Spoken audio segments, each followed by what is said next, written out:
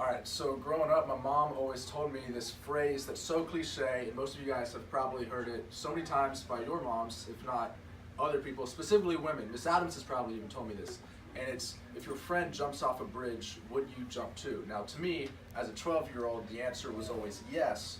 The problem was that I never really had friends, and when I did have friends, we never seemed to have a bridge nearby, so I never got to test that logic. But back in June, when I was living in Jamaica, I suddenly found myself on the top of a bridge overlooking a river, and my friend decided to jump off. So naturally, I decided to jump off as well, and it was incredible. And what I realized was that all throughout growing up in my life, my whole life, I was seeking adventure and something crazy. I wanted to live like Indiana Jones or Han Solo or Jason Bourne, any of these cool guys that as a little kid I look up to. William Wallace being Braveheart. I wanted to be Gladiator, all these crazy things.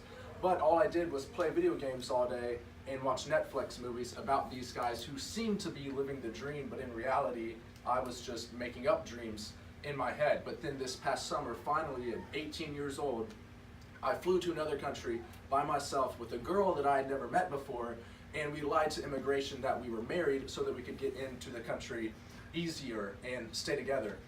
And I never met her until we got off the plane, and now she's one of my best friends.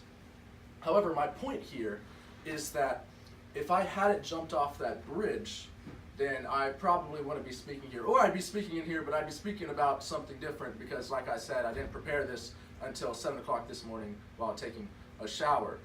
So what I want to say is that every single one of us has a bridge in our life that we've always wanted to do, right? We always have things that we want to accomplish. For my life, it was adventure. I've always sought something adventurous in my life, whether it's jumping off a bridge, jumping out of a plane, which, by the way, when you guys turn 18, do that. It is so amazing.